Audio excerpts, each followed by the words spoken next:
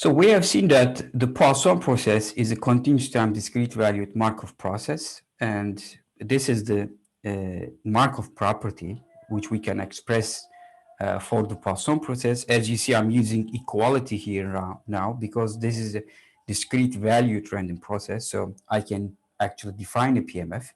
So for these observation points, let's say I have observed this process at n different time instants.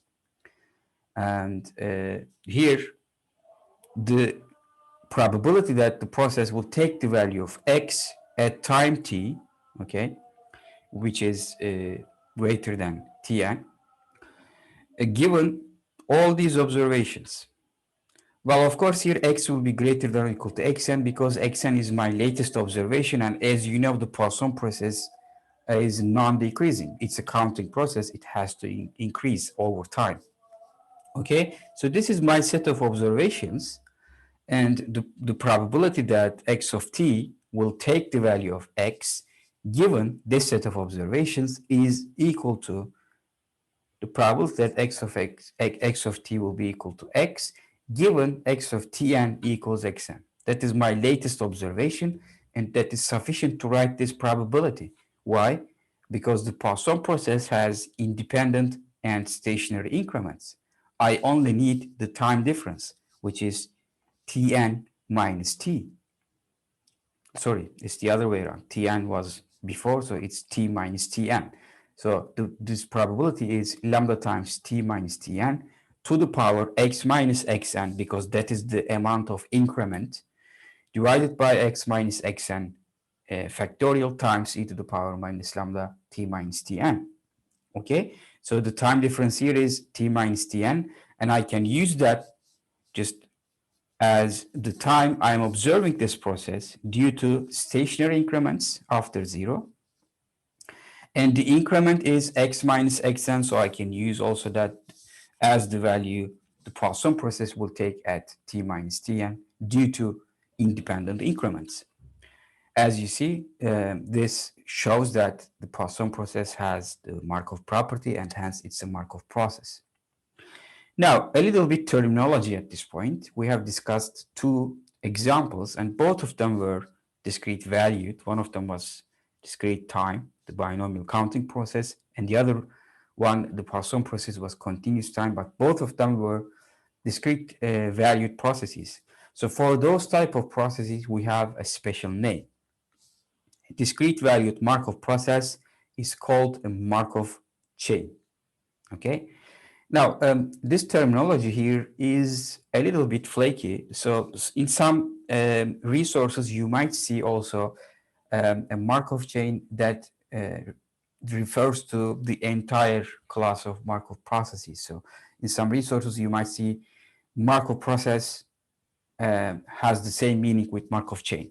But usually, it's in my experience, we use the term Markov chain to refer to a discrete valued Markov process. When a Markov process is discrete valued, the values it can take is either finite, it's a list, or it might be infinite, but it's countably infinite. So it's sort of discrete, like 1, 2, 3, 4, etc. It cannot take real values, for instance. Let's say the binomial counting process, for instance. So the values that the Markov chain can take, we call the states of the Markov chain. States, okay? The binomial counting process is a discrete time Markov chain, and the Poisson process is continuous time Markov chain. So these are the two terms we will use: discrete time Markov chain, continuous time Markov chain. And as I said, this week we focus on discrete time Markov chains, whereas next week we will study continuous time Markov chains.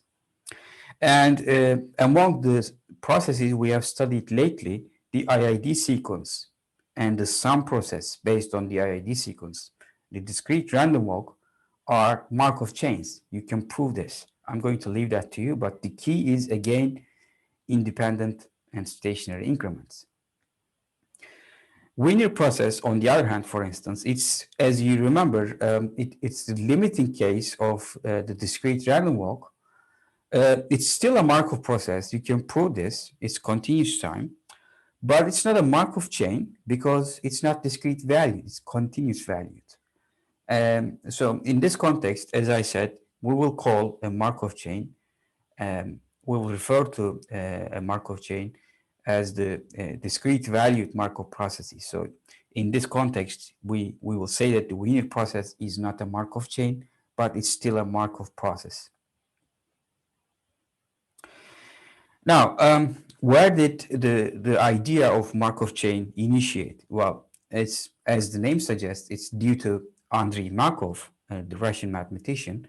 And how he came up with this idea is, in fact, based on an experimentation he did with a poem.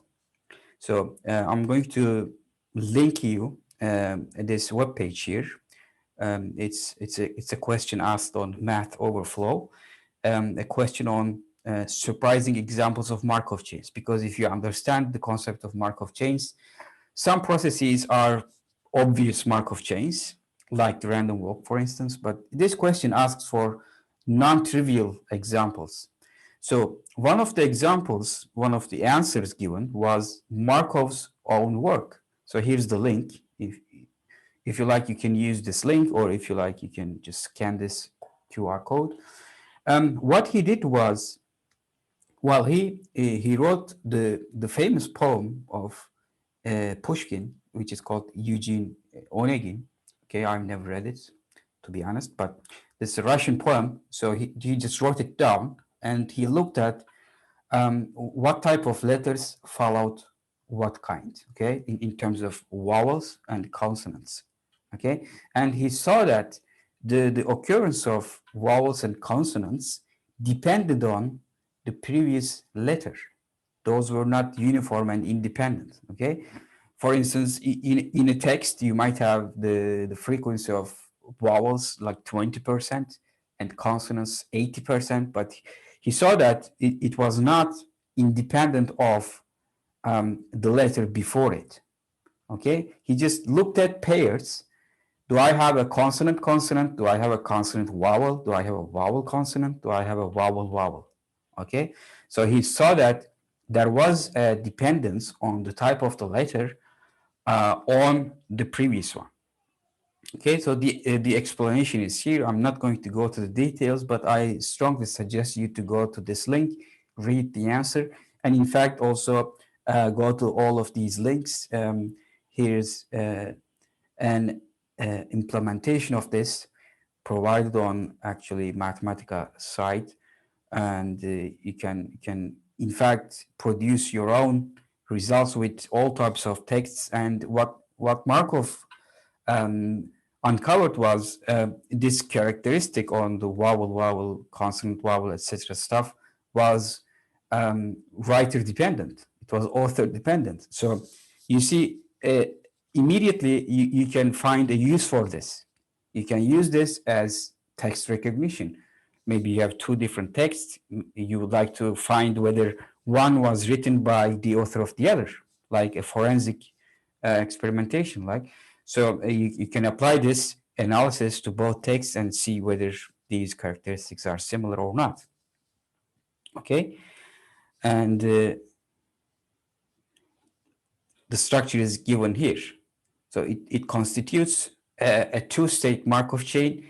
The value of the letter, the current letter, let's say the number n letter in the text, and we have two values that this random process can take. Either it's consonant or a vowel. Let's encode this 1 for a consonant and 2 for a vowel. If you define it like this, the value that the next letter will take can be estimated only with respect to the current letter.